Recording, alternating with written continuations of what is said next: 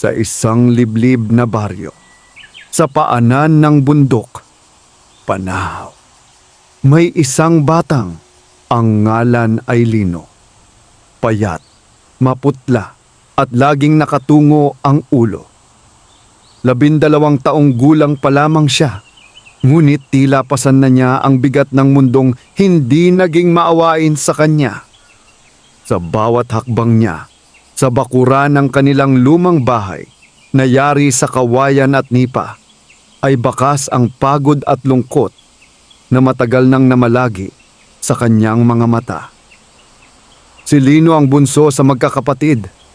Mayroon siyang 3 nakatatandang kapatid, sina Ramon, Berto at Crispin.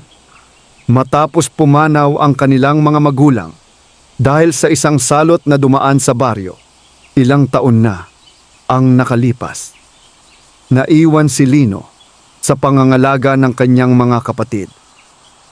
Ngunit sa halip na kalinga at pagmamahal, pang-aapi at pagmamalupit ang naging bahagi ng kanyang araw-araw na buhay.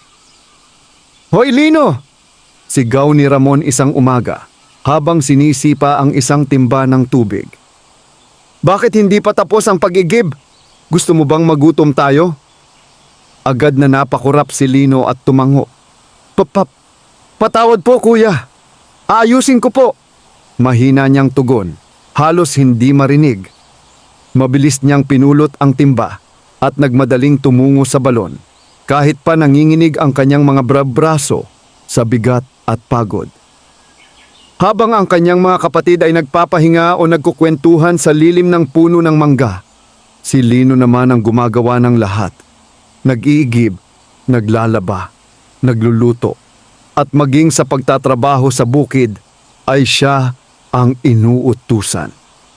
Kapag may mali man siyang magawa, kaunting pagkakamali lamang ay may kaakibat na sigaw, mura, o minsan pa'y palo. "Wala kang silbi!" sigaw ni Berto. Minsang nasunog ni Lino ang sinaing. "Kung hindi lang dahil sa'yo, mas magaan sana ang buhay namin." Hindi umimik si Lino. Sanay na siya sa ganitong mga salita. Para bang naging bahagi na ng kanyang pagkatao ang paniniwalang siya'y pabigat lamang, isang batang walang halaga. Sa gabi, habang mahimbing nang natutulog ang kanyang mga kapatid sa loob ng bahay, si Lino ay sa silong lamang humihiga, gamit ang lumang banig na butas-butas. Sa ilalim ng liwanag ng buwan, pinipilit niyang pigilan ang pag-agos ng kanyang mga luha. Tahimik siyang umiiyak, sapagkat alam niyang kahit ang kanyang pag-iyak ay maaaring maging dahilan ng panibagong parusa. "Nanay, tatay," bulong niya sa hangin. Miss ko na po kayo." Wala mang sumasagot. Tila may malamig na simoy ng hangin ang dumaan at marahang humaplos sa kanyang pisngi, para bang may nakarinig sa kanyang panalangin. Kinabukasan, inutusan na naman si Lino na magtungo sa gubat upang mangahoy. Delikado ang lugar. Maraming nagsasabing may mga ligaw na hayop at kung ano-anong misteryosong nilalang doon. Ngunit wala siyang karapatang tumanggi. "Kung hindi ka babalik bago magdilim, huwag ka nang bumalik dito," banta ni Crispin. Bit-bit ang lumang itak. Naglakad si Lino papasok sa gubat. Sa bawat yabag niya, nararamdaman niya ang takot. Ngunit mas nangingibabaw ang lungkot sa kanyang puso. Ang gubat ay tahimik. Tanging huni ng mga ibon at lagaslas ng mga dahon ang maririnig. Habang siya'y nagpuputol ng maliliit na sanga, napansin niyang tila may kumikislap sa bandang malalim na bahagi ng gubat. Isang munting liwanag, parang alitap-tap, ngunit mas maliwanag at mas buhay. "Ano kaya iyon?" bulong ni Lino sa sarili. Dahan-dahan siyang lumapit, kahit nanginginig ang kanyang mga tuhod. Sa bawat hakbang niya, lalong luminaw ang munting liwanag, hanggang sa siya'y mapatigil sa kanyang kinatatayuan. Sa ilalim ng isang matandang puno ng balete, may nakita siyang isang nilalang na hindi niya pa kailanman nasilayan. Maliit. May mapusyaw na liwanag ang balat at may mga mata na tila bituin sa gabi. Nakasuot ito ng berdeng kasuotan na yari sa dahon at bulaklak. Hindi makapagsalita si Lino. Napaupo siya sa lupa sa pagitan ng takot at pagkamangha. Ngumiti ang munting nilalang at marahang nagsalita. "Huwag kang matakot, bata. Matagal na kitang pinagmamasdan." "Sino po kayo?" Nanginginig na tanong ni Lino. "Ako'y isang duwende," sagot nito. Banayad ang tinig at naririnig ko ang bawat luha na tahimik mong iniaalay sa gabi. Nanlaki ang mga mata ni Lino. Hindi niya alam kung siya ba'y nananaginip o gising. Ngunit sa kauna-unahang pagkakataon sa mahabang panahon, nakaramdam siya ng kakaibang init sa kanyang dibdib. Isang pakiramdam na tila may isang nilalang na sa wakas ay nakakita sa kanyang sakit. "At hindi ka nag-iisa," dagdag pa ng duwende. "May dahilan kung bakit ka narito ngayon." Doon nagsimula ang pagbabagong hindi kailanman inakala ni Lino. Isang landas na magdadala sa kanya mula sa dilim patungo sa liwanag. Hindi pa rin makapaniwala si Lino sa kanyang nakikita. Ang munting duwende ay nakatayo sa harap niya.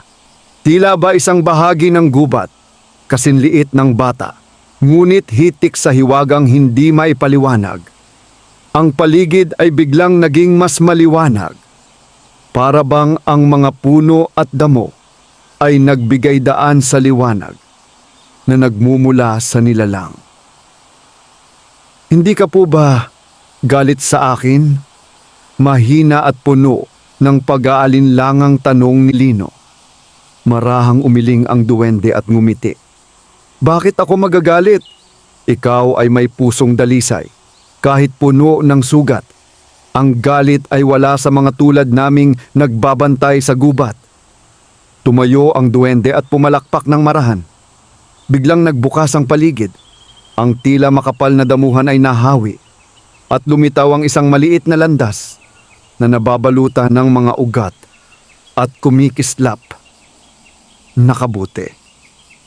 "Sumama ka," wika ng duwende. "May nais akong ipakita sa'yo." Nag-atubili si Lino. Naalala niya ang banta ng kanyang mga kapatid. Ngunit sa unang pagkakataon, nanaig ang pagnanais niyang malaman kung bakit siya napili. Dahan-dahan siyang tumayo at sumunod. Habang sila'y naglalakad, napansin ni Lino na ang gubat ay tila buhay. Ang mga puno ay tila yumuyuko. Ang mga ibon ay tumitigil sa paglipad upang sila'y pagmasdan at ang hangin ay may dalang bulong na hindi maintindihan ngunit nakakapanatag. "Matagal ka na naming binabantayan," biglang wika ng duwende. "Kayo po?"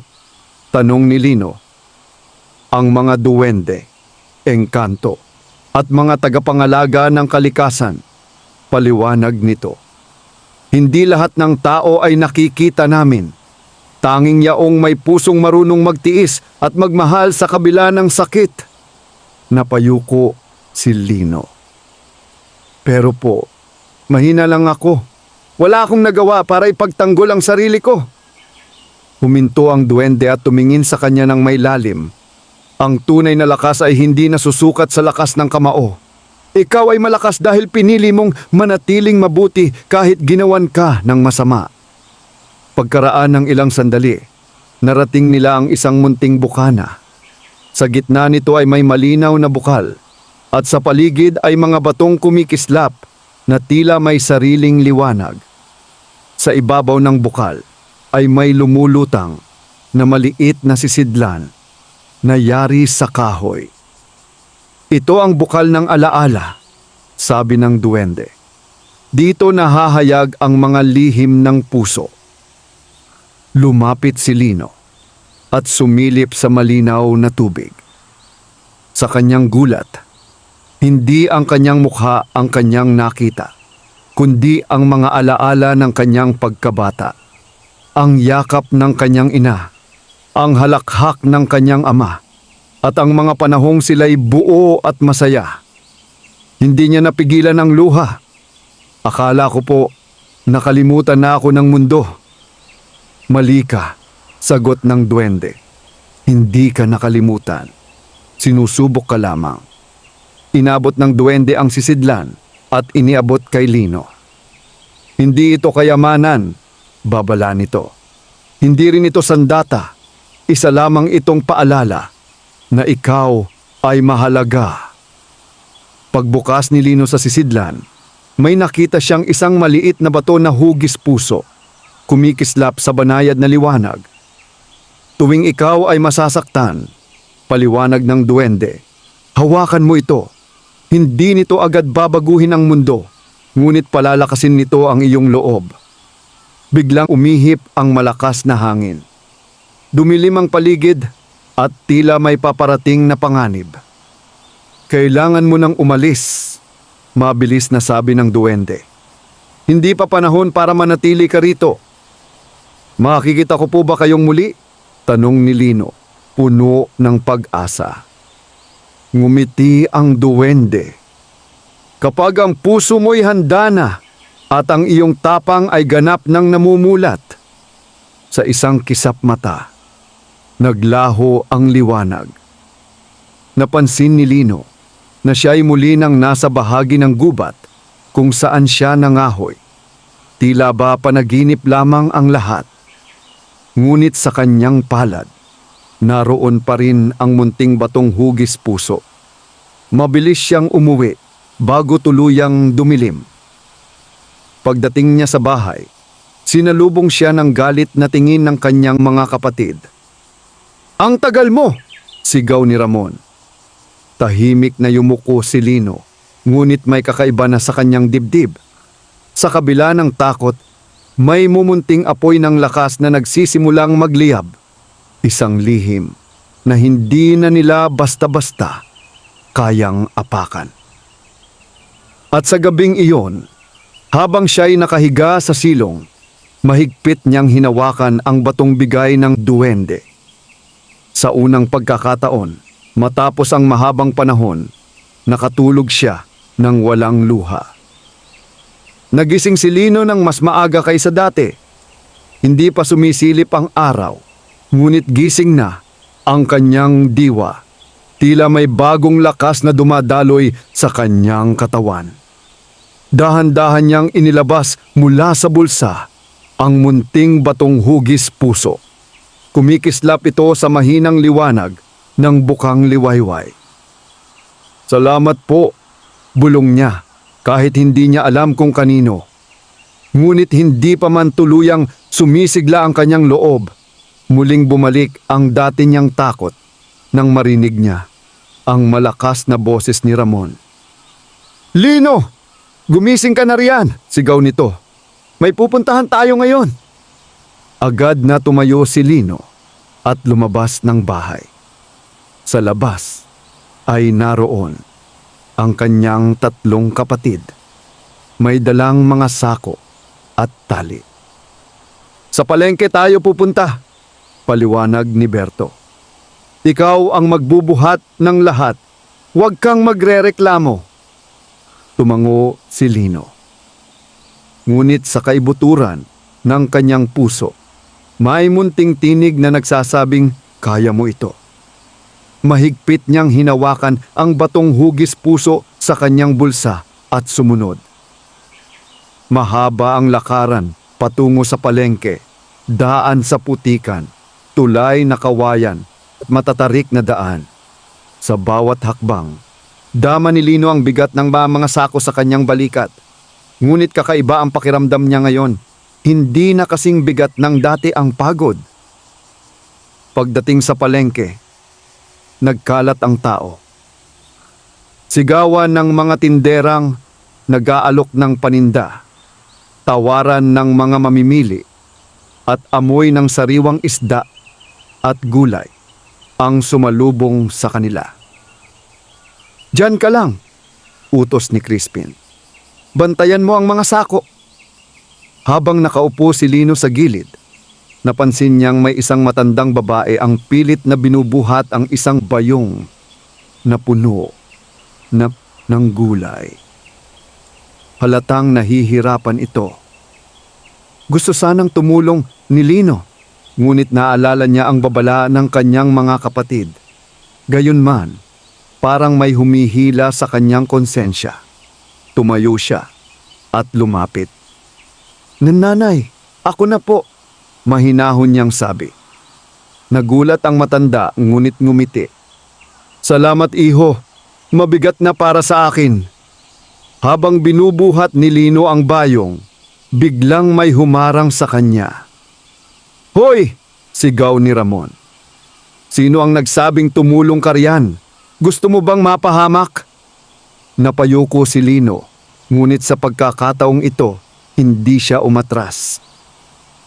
Kuya, sandali lang po.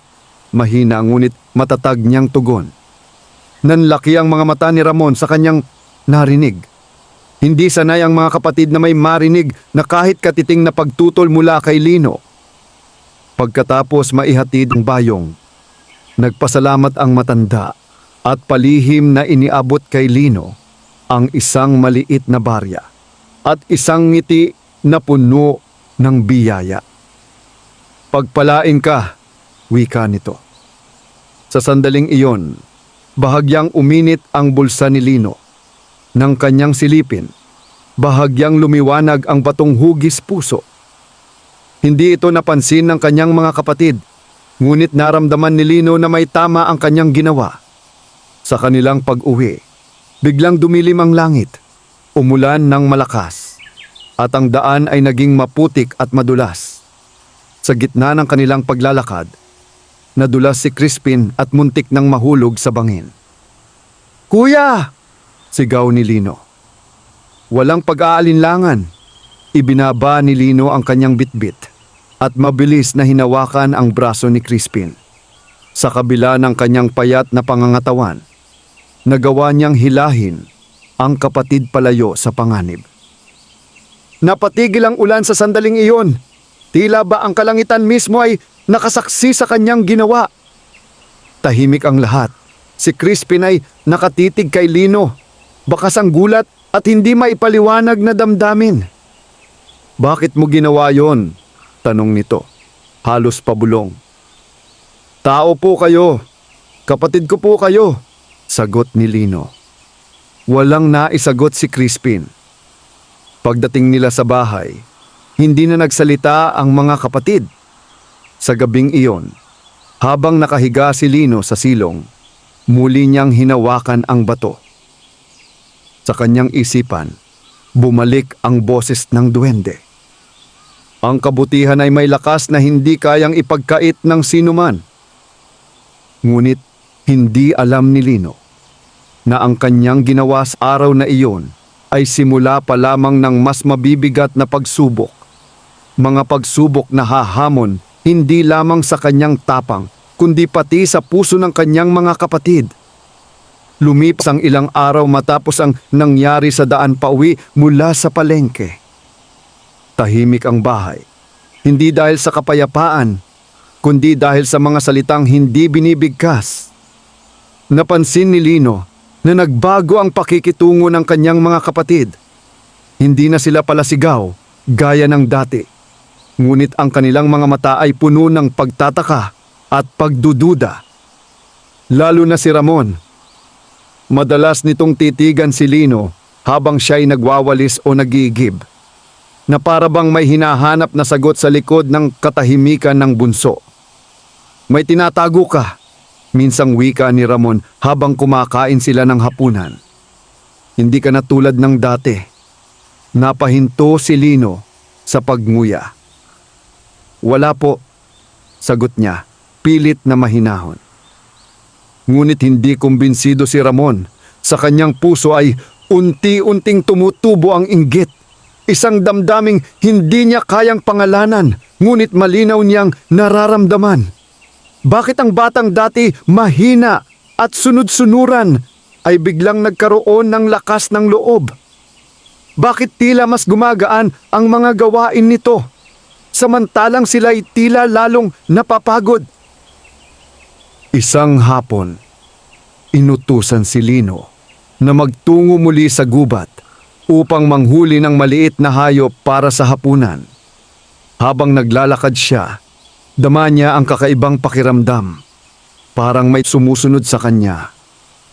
Hindi niya napansin na si Ramon ay palihim na sumunod, nagtatago sa likod ng mga puno. Narito ka na naman, bulong ni Ramon sa sarili. Ano ba talaga ang ginagawa mo rito? Huminto si Lino sa tabi ng isang punong balete. Ang parehong punong pinagtagpuan nila ng duwende. Tahimik niyang inilabas ang batong hugis puso at mahigpit na hinawakan. Kung nandyan po kayo, bulong niya. Salamat po sa lakas. Hindi nakita ni Ramon ang duwende, ngunit nakita niya ang kakaibang liwanag na nagmumula sa kamay ni Lino. Nanlaki ang kanyang mga mata. Mahika, bulong niya, halo ang takot at kasakiman. Sa kanyang isipan, agad niyang inisip na ang kapangyarihang iyon ay dapat mapasa kanya. Kung ako ang may ganyang lakas na isip niya, walang makakapigil sa akin. Nang makauwi si Lino, hindi na nag-aksaya ng panahon si Ramon. Tinipon niya sina Berto at Crispin. May nalaman ako, bulong niya. May tinatago si Lino.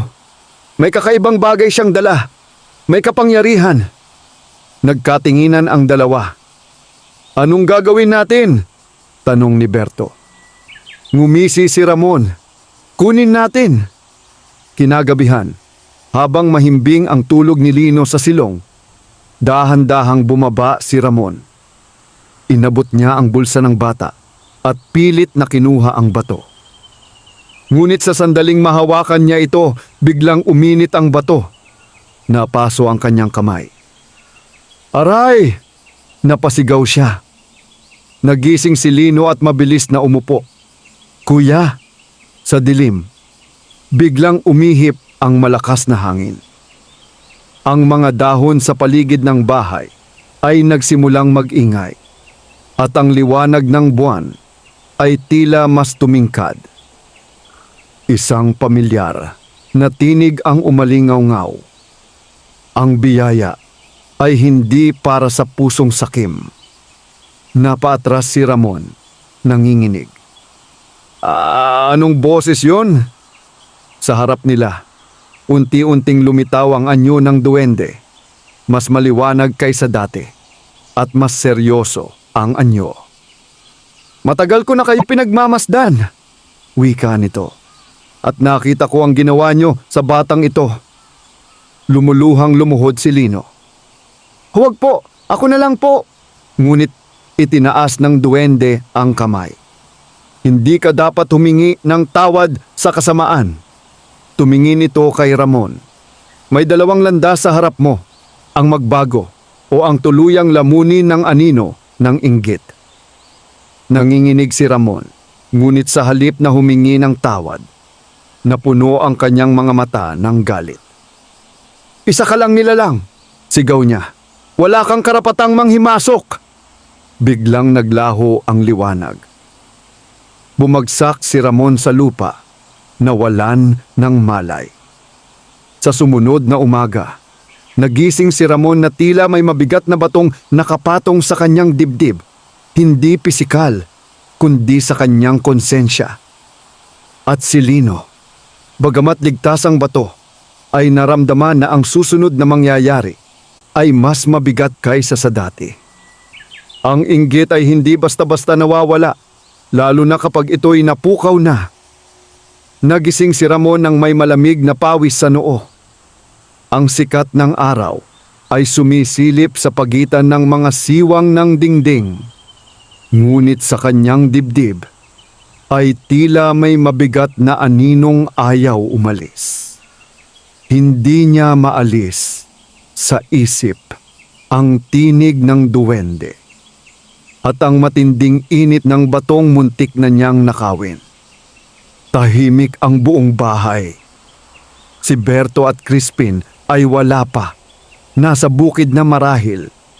Sa silong, nakita niyang nakaupo si Lino, tahimik na nag-aayos ng mga kahoy na panggatong.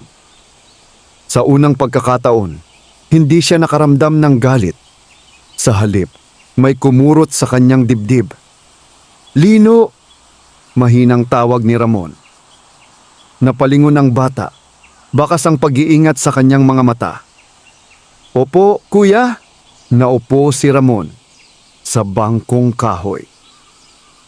Ilang sandali siyang natahimik, tila pinipili ang mga salitang matagal na niyang hindi ginagamit.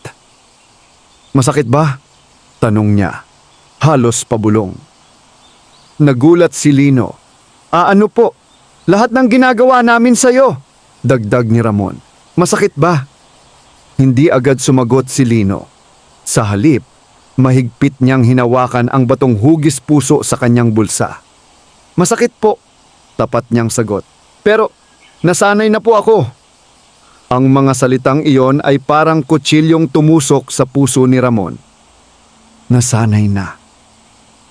Ibig sabihin, matagal na nilang sinaktan ang batang ito at tinanggap na lamang nito. Bumuntong hininga si Ramon. "Hindi ko alam kung paano humingi ng tawad," sabi niya. "Hindi ako sanay." Hindi umasa si Lino ng kahit ano. Ngunit sa kanyang dibdib, may bahagyang pag-asa na sumisilip.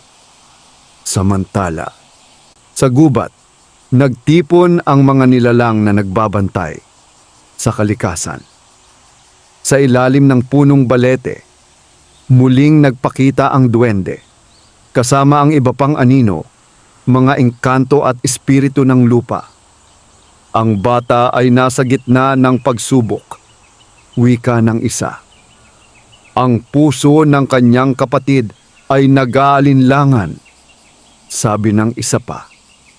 Ngunit ang anino ng kasakiman ay hindi pa tuluyang napapawi, mariing tugon ng duwende. May darating na mas mabigat na hamon. Pagbalik sa bahay, dumating sina Berto at Crispin. Napansin nila agad ang kakaibang katahimikan. "Anong nangyari?" tanong ni Berto. Hindi sumagot si Ramon. Tumingin lamang siya kay Lino, na tahimik pa ring gumagawa ng gawain. Ngunit hindi lahat ay handang magbago. Sa gabi, habang natutulog ang lahat, dahan-dahang bumangon si Crispin. Sa kanyang isip ay umiikot ang mga salitang narinig niya. Kapangyarihan, mahika, biyaya. "Kung hindi nakuha ni Kuya Ramon," bulong niya, "baka ako ang dapat." Lumapit siya sa silong at sinubukang kunin ang bato. Ngunit sa sandaling mahawakan niya ito, biglang lumamig ang paligid. Ang hangin ay naging mabigat at ang kanyang mga kamay ay nanginig. Isang malamig na tinig ang bumulong. Ang pusong puno ng inggit ay hindi kayang humawak ng liwanag. Napasigaw si Crispin at umatras. Sa takot nadapa siya at nabagok ang ulo. Nagising ang lahat! Sa liwanag ng gasera, nakita ni Ramon si Crispin na nakahandusay at si Lino na nanginginig sa isang tabi. "Hanggang dito na lang," mariing sabi ni Ramon. "Wala nang gagalaw sa batang ito." Tumingin siya kay Lino. Hindi pa huli para itama ang mali. Sa gabing iyon, unang beses na natulog si Lino sa loob ng bahay. Sa tabi ng dingding, may kumot at walang takot na mapagalitan sa kanyang panaginip. Ngunit sa ilalim ng katahimikan, alam ng duwende na ang huling pagsubok ay papalapit na. Isang pagsubok na magpapasya sa kapalaran ng buong pamilya. Sumikat ang araw na may dalang kakaibang katahimikan. Para kay Lino, ito ang unang umaga na nagising siya sa loob ng bahay. Hindi sa silong, hindi sa malamig na lupa, kundi sa isang banig na may lumang kumot.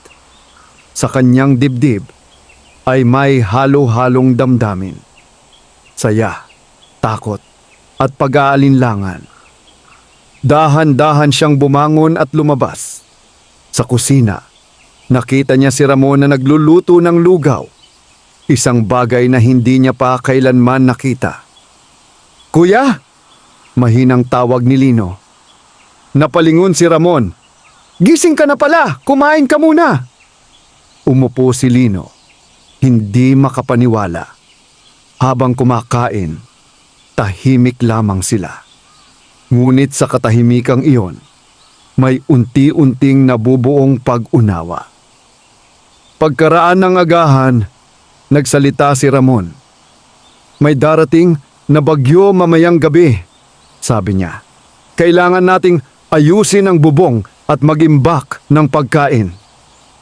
Dati, si Lino ang gagawa ng lahat. Ngunit ngayon, unang beses na hinati ni Ramon ang gawain. "Berto, ikaw sa bubong. Crispin sa bukid. Lino, manatili ka muna rito at magpahinga." Napatingin si Lino sa kanya. "Opo," sagot niya, kahit hindi pa sanay na hindi inuutusan. Ngunit sa loob-loob ni Crispin, hindi pa tuluyang nawawala ang inggit. Habang nasa bukid, nakaramdam siya ng galit. Hindi kay Lino, kundi sa sarili. Bakit siya ang pinapaboran? Bulong niya. Habang papalapit ang bagyo, biglang dumilim ang langit. Malakas ang hangin at umuulan ng tila galit ang kalangitan. Sa gitna ng kaguluhan, may narinig na sigaw mula sa bukid. "Kuya, tulong!" Si Crispin iyon. Walang pag-aalinlangan. Tumakbo si Lino palabas kahit pigilan siya ni Ramon. Sa gitna ng ulan, nakita niya si Crispin na naipit sa gumuhong punong kahoy. "Kuya, hawakan niyo po!" sigaw ni Lino. Sa kabila ng takot, ginamit ni Lino ang lahat ng lakas na kanyang makakaya. Mahigpit niyang hinawakan ang batong hugis puso. Biglang nagliwanag ito, hindi nakasisilaw, kundi mainit at matatag. Parang may lakas na dumaloy sa kanyang katawan. Unti-unti niyang naiangat ang punong kahoy. "Lino!" bulong ni Crispin, luhaan. "Patawad!" Sa sandaling iyon, humupa ang liwanag. Ngunit sa puso ni Crispin, may nabasag ang matagal ng pader ng inggit. Nang makabalik sila sa bahay, basang-basang ngunit ligtas, lumapit si Crispin kay Lino at lumuhod. "Pinagsisihan ko ang lahat," wika niya. "Kung kaya mo akong patawarin." Hindi nagsalita si Lino agad. Sa halip, inabot niya ang kamay ng kapatid. "Hindi po madali," sabi niya. "Pero handa po akong subukan."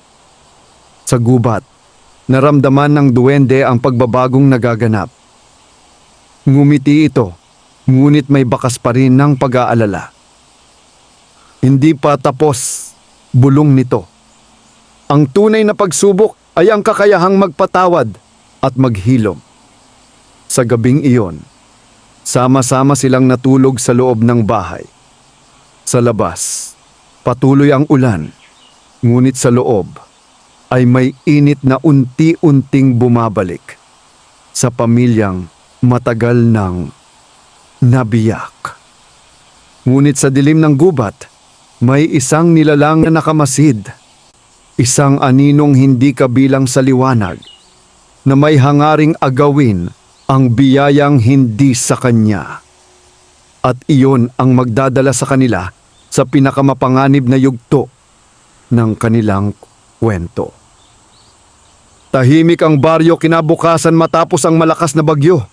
May mga punong natumba, bubong na napunit, at mga bakas ng pagkawasak sa bawat sulok.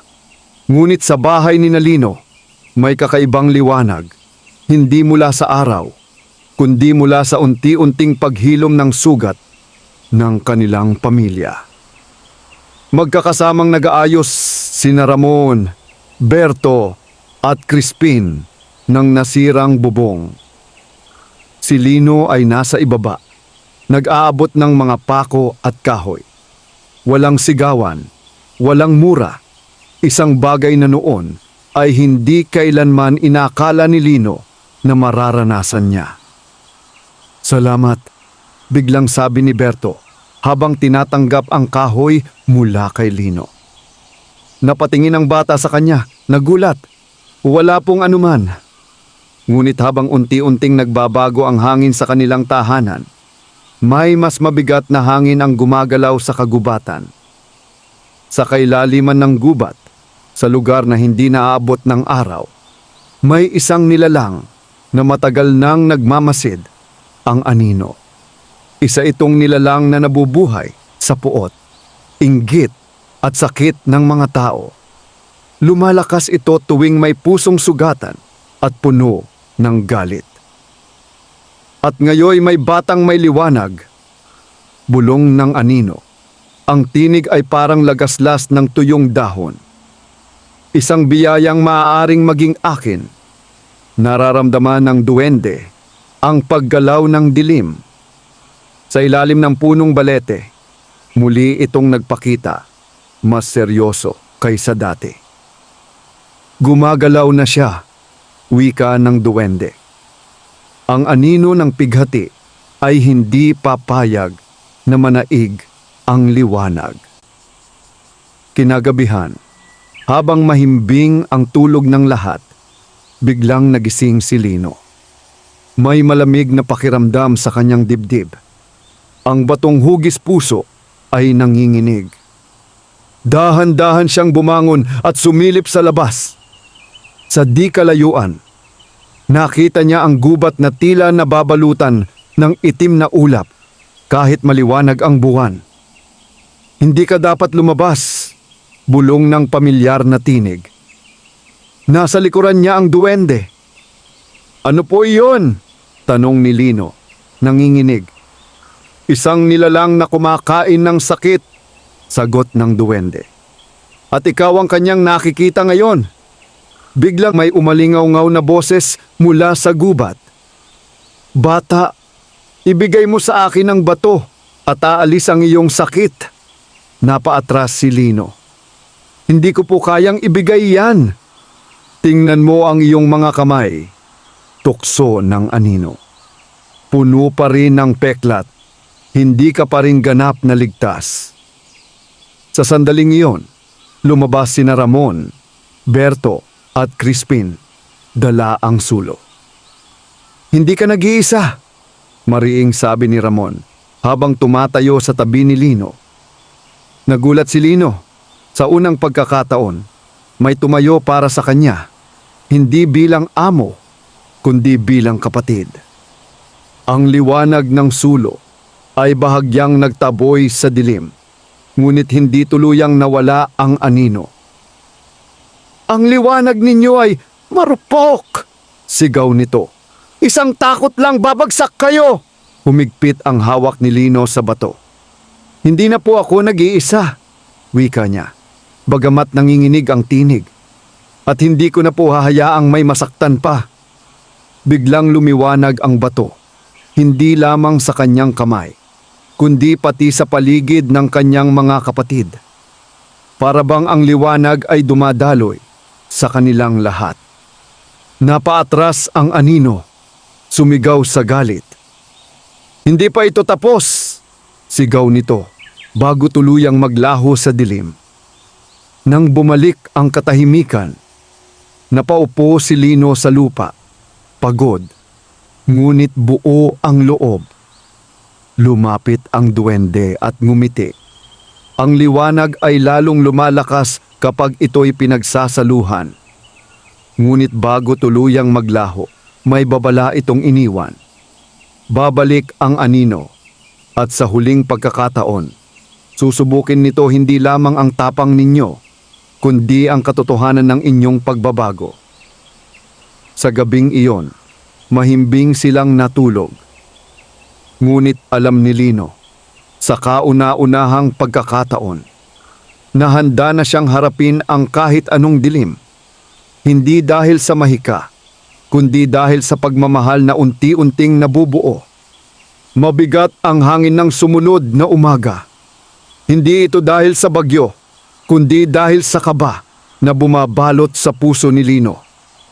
Mula nang magpakita ang anino ng pighati, pakiramdam niya ay may matang laging nakamasid sa bawat kilos, sa bawat buntong hininga.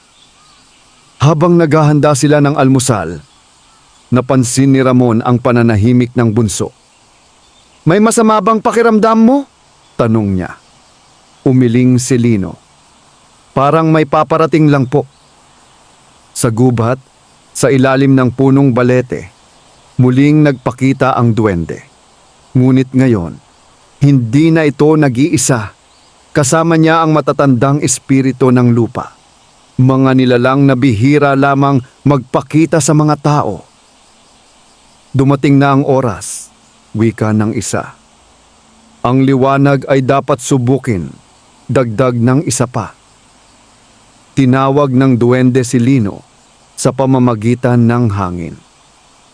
Dahan-dahan itong humaplos sa bata, nagiiwan ng pakiramdam na hindi dapat baliwalain. "Dapat kang pumunta sa gubat," wika ng duwende nang lumitaw ito sa harap ni Lino. "Ngunit hindi ka pwedeng mag-isa." Nagkatinginan ang magkakapatid.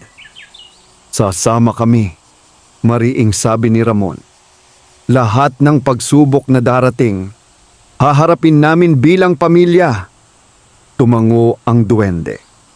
Iyan ang unang alay, ang pagkakaisa. Naglakad sila patungo sa bukal na minsang ipinakita kay Lino. Ngunit ngayon, ang tubig ay hindi na malinaw. Maitim ito at ang paligid ay tila nalalanta. "Ito ang ginawa ng anino," paliwanag ng duwende. "Pinapakain nito ang sarili sa mga sugat ng puso." Biglang umalingaw-ngaw ang tinig ng anino. "Kung nais ninyong mailigtas ang bukal, may kapalit." Mula sa dilim, lumitaw ang anyuno. Lumitaw ang anyo nito. Mas malinaw, mas nakakatakot. "Isang alay," wika nito. "Hindi dugo, hindi buhay, katotohanan." Tahimik ang lahat. Bawat isa sa inyo, pagpapatuloy ng anino, ay dapat mag-alay ng isang katotohanang matagal ninyong ikinubli. Unang humakbang si Berto. Nanginginig ang kanyang tinig. "Inggit ako kay Lino," amin niya. "Dahil kahit sinaktan namin siya, nanatili siyang mabuti." Uminit ang hangin. Bahagyang lumiwanag ang bukal. Sumunod si Crispin. "Natakot ako," wika niya. "Natakot akong maging mas mababa kaysa sa kanya. Kaya ko siya sinaktan." Mas lumiwanag ang tubig. Napatingin ang lahat kay Ramon. Matagal siyang natahimik sa kalumuhod. "Ako ang may kasalanan," sabi niya. "Ako ang nag-udyok ng pananakit at kinatakutan kong magbago dahil baka makita ng iba ang aking kahinaan." Malakas na ugong ang umalingaw-ngaw. Ang itim na tubig ay unti-unting luminaw. Huli si Lino. Lumapit siya sa bukal. Hawak ang batong hugis puso. "Ako po," sabi niya. Nanginginig ngunit matatag. Ay natakot ding magsabi. "Natakot akong humingi ng tulong. Akala ko po, kapag tiniis ko mawawala ang sakit." Sa sandaling iyon, nagliwanag ang bato ng mas maliwanag kaysa dati. Ang bukal ay bumalik sa dating linaw. Napaatras ang anino, sumigaw sa galit. "Hindi pa tapos!" Ngunit mahina na ang tinig nito. Lumapit ang duwende. Ang katotohanan ay liwanag na hindi kayang lunukin dilim. Unti-unting naglaho ang anino, ngunit may huling babala. May isang huling pagsubok, ang pagpili. Nang bumalik sila sa baryo, tahimik ang lahat. Alam nilang ang pinakamatinding hamon ay hindi na mula sa labas, kundi mula sa loob ng kanilang mga puso. At si Lino, hawak ang batong unti-unti nang nawawala ang liwanag, ay nakaramdam na ang huling kabanata ng kanyang paglalakbay ay papalapit na. Tahimik ang gabi, ngunit hindi payapa. Sa puso ni Lino, ramdam niya ang bigat ng nalalapit na pasya. Ang batong hugis puso na minsang nagliyab sa liwanag ay ngayoy banayad na lamang ang kislap. Tila ba ni hinihintay ang huling desisyon. Sa labas ng bahay, muling nagpakita ang duwende. Nakatayo sa liwanag ng buwan. Panahon na, wika nito. Ang anino ay mahina na, ngunit hindi pa tuluyang nawawala. May isang pagpili na dapat gawin. Lumabas ang magkakapatid at pumalibot kay Lino. May dalawang landas, paliwanag ng duwende. Una, mananatili ang bato kay Lino bilang gabay at paalala. Ikalawa, ibabalik ang bato sa bukal upang tuluyang mawala ng lakas ang anino, ngunit mawawala rin ang mahika. Napatigil ang lahat. Kung wala ang bato, sabi ni Crispin, paano kung bumalik ang sakit? Tumingin si Lino sa kanyang mga kapatid. Nakita niya ang pagsisisi sa kanilang mga mata. Hindi na takot, kundi pagnanais na maging mas mabuti. Kung may mahika man, wika ni Ramon, dapat nasa atin na, hindi sa bato. Napangiti ang duwende. Iyan ang tamang tanong. Tahimik na lumapit si Lino sa gubat. Sa ilalim ng punong balete, naroon ang bukal. Maliwanag at payapa. Inilabas niya ang bato at hinawakan ito sa huling pagkakataon. Salamat, bulong niya. Tinuruan mo akong maniwala sa sarili ko. Isa-isang humawak ang kanyang mga kapatid sa kanyang balikat. Isang tahimik na pangakong hindi na siya muling pababayaan. Dahan-dahang ibinaba ni Lino ang bato sa bukal.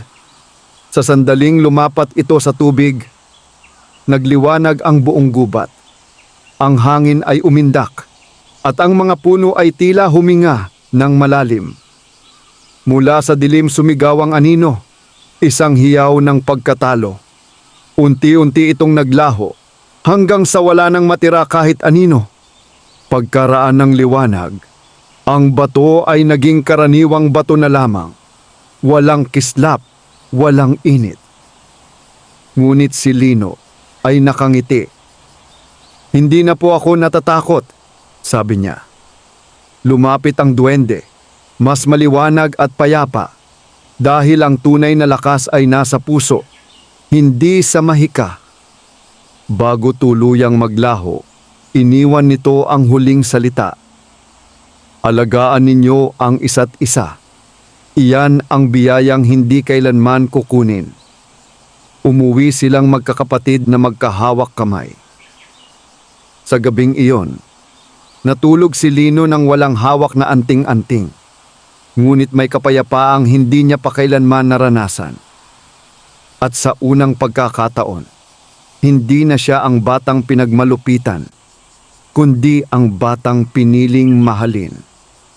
Sumikat ang araw na tila mas maliwanag kaysa dati. Ang baryo ay nagising sa bagong umaga. May mga ibong muling umaawit, mga dahong kumikislap sa hamog, at hanging may dalang pag-asa. Para kay Lino, ang umagang ito ay hindi lamang panibagong araw, kundi panibagong buhay. Sa bahay, abala ang magkakapatid sa paghahanda ng almusal. Si Ramon ang nagsisiga, si Berto ang naghihiwa ng gulay, at si Crispin ang nag-aayos ng mesa. Si Lino ay nakaupo lamang. Pinagmamasdan ang eksenang dati hindi niya kailanman naranasan. Lino, tawag ni Ramon, may ngiti sa labi. Tara, sabay-sabay tayong kakain. Hindi napigilan ni Lino ang mapaluha. Tahimik siyang tumango at umupo kasama nila. Walang amo, walang alipin, pamilya lamang. Habang sila'y kumakain, nagsalita si Ramon. Marami kaming pagkukulang, wika niya. Hindi na namin mababawi ang sakit, Pero kaya naming baguhin ang bukas. Tumango sina Berto at Crispin. Pangako, dagdag ni Crispin. Hinding-hindi na namin hahayaang maranasan mo ulit ang naranasan mo. Ngumiti si Lino, isang ngiting buo, hindi pilit, hindi takot. Lumipas ang mga buwan at unti-unting nagbago ang kanilang buhay. Sama-sama na silang nagtatrabaho sa bukid. Ang ani ay dumami, hindi dahil sa mahika, kundi dahil sa pagtutulungan. Ang bahay ay naayos, ang bakuran ay napuno ng tanim, at ang katahimikan ay napalitan ng halakhak. Sa baryo, napansin ng mga tao ang pagbabago. Iba na ang batang yun, bulong ng ilan, may liwanag sa mata, sabi ng iba. Ngunit ang liwanag na iyon ay hindi na mula sa bato, kundi mula sa pusong natutong magmahal at magpatawad. Isang hapon, muling nagtungo si Lino sa gubat. Mag-isa, ngunit hindi nag-iisa. Sa ilalim ng punong balete, huminto siya at pumikit. Salamat po, bulong niya sa hangin.